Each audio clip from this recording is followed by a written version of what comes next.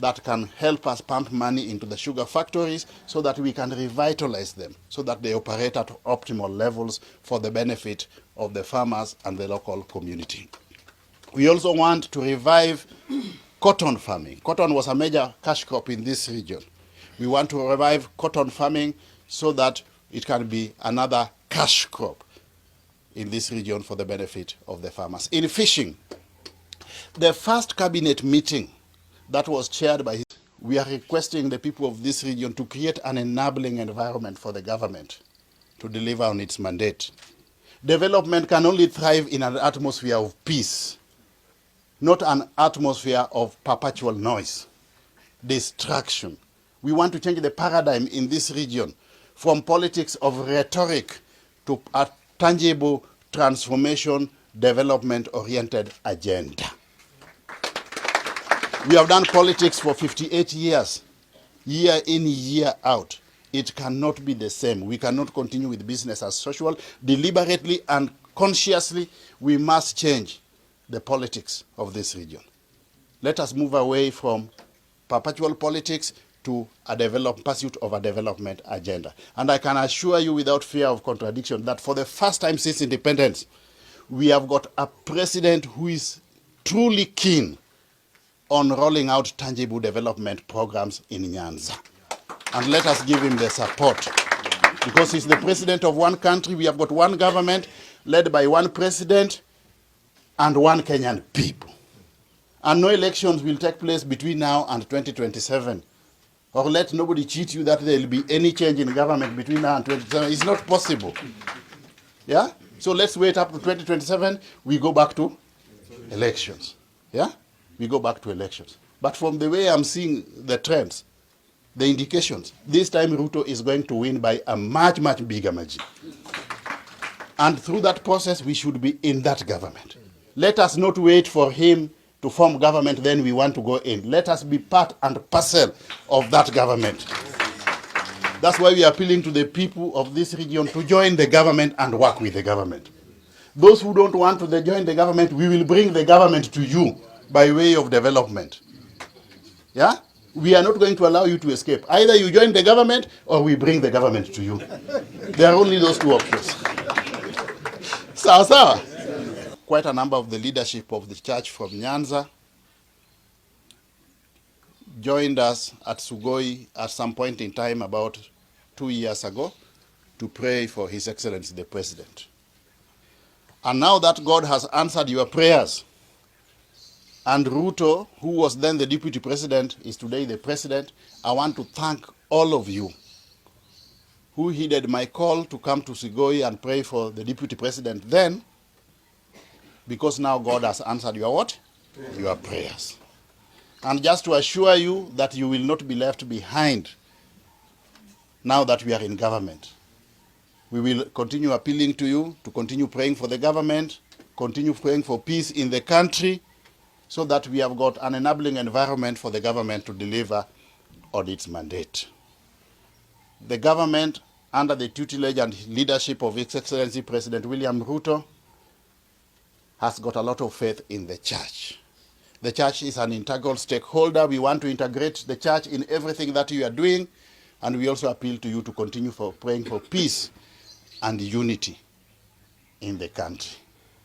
We'll continue working with you so that we walk the journey of development agenda together.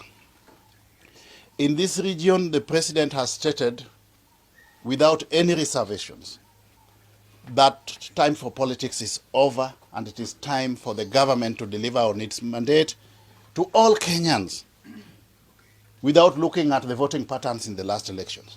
There is no elections midstream. There is no change of government midstream. The next time we are going to have a change or continuity in government will be 2027.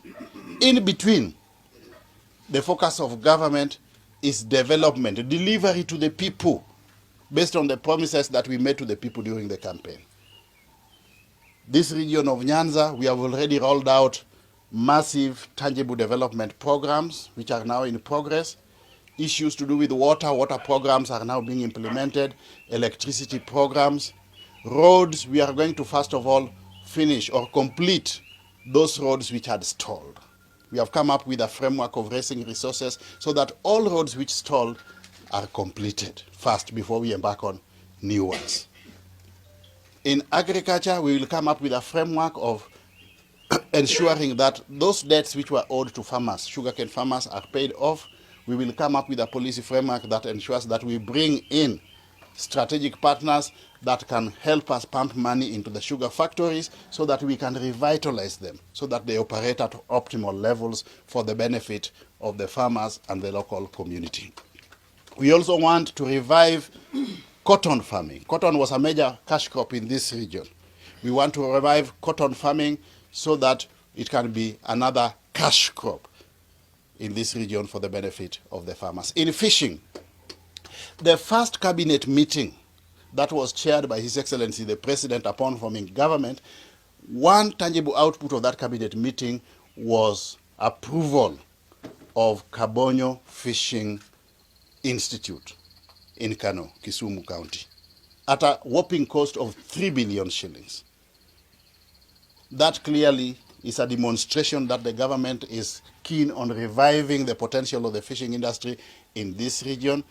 Our fishermen will be able to go there to learn modern fishing techniques, but we want to go a step further to ensure that along all the beaches here, starting from Usenge, Wichilum, Amoyo, Luanda Kotieno, Homa Bay, Kindu Bay, all the way to Miuri in Migori, we will come up with fish processing plants so that we are able to process fish at source, and then if the infrastructure of airports is improved, we can export fish directly to overseas markets. And also, while still in that space, we are going to leverage on technology. And ICT is the area where I've been tasked to lead the digital transformation agenda. We will ensure that our fishermen are able to market their fish online using internet. With the internet, you don't need to physically meet the consumer or the buyer. You only need to put your fish on the virtual platform and it can be seen from all over the world. So we will ensure that in all these beaches, we put free internet for our fishermen. That digitalization agenda, there are many things that we want to do. In each and every market, we are also going to put free Wi-Fi so that our women, mothers and sisters are able to do their itinerary trade while using technology. Same to the youth. These youth who usually just loiter around the bus stations, we want them to get involved in gainful economic activity in the technological space. But that's why we want to give them free internet. In schools, we are also going to put digital laboratories so that our students can learn digital skills. In the polytechnics and TVETs, we have already set up, we have embarked on the process of setting up the digital laboratories. Yesterday, I launched 3. I took 100 computers to Mawego Technical Teachers College. I went to Rongo University, another 100 computers. I went to Siala TTI, another 100 computers. Those students are now learning virtually, and we will do this in all major schools. We are going to deploy a total of 25,000 computers. And this area will not be left behind. Through this process, we also really want to support the girl child. Places like Luak girls, Ngea girls, Alua girls will be given what? Priority, so that our girls can also acquire digital what? Skills. They'll be acquiring digital skills, but that will also help them get jobs online. We no longer have the white-collar jobs. Where we have got jobs are the digital jobs. And those digital jobs are paying much better than the white-collar jobs, which are now almost non-existent. You know there is a task force on religious affairs going around. Presidential task force, not any other task force. Presidential task force on religious affairs. You people, you are in a historical moment. You are in a historical moment. Please participate and give your views to that task force. If you have an opportunity, attend their sittings. If you don't have an opportunity, sit down and prepare your memorandum and make sure you send it to them so that your views are included. And that's why I'm saying you are in a historical moment. And while you are preparing your submissions, or if you are there going to give your views personally, be sober.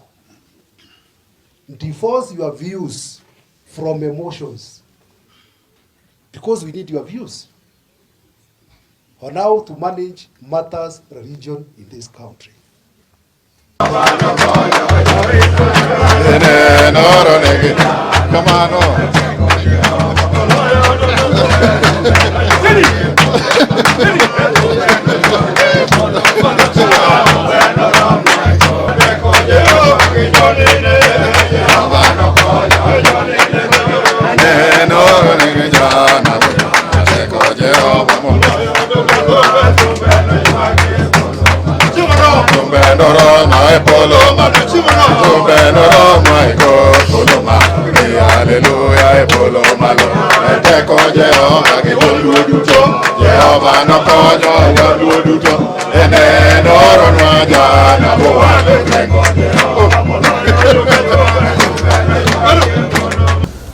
Pauli jomane biro kanena no ko bete ti yen moro kate gi jaduong. No.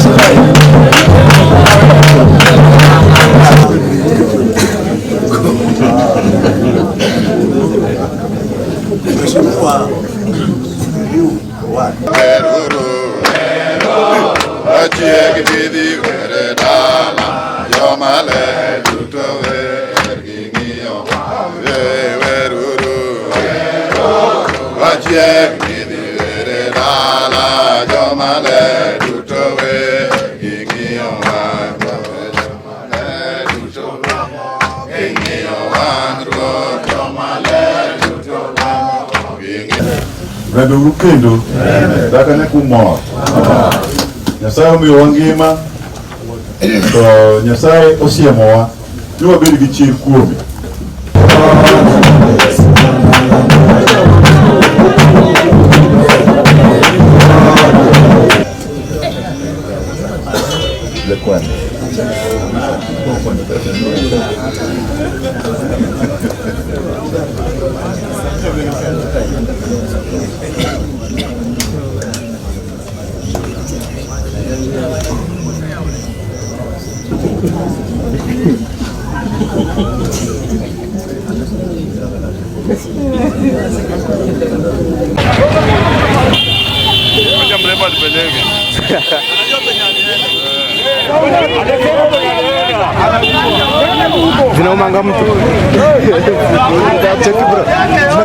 Namba yangu ni 0794 93 1650. Ni 0794 93 1650.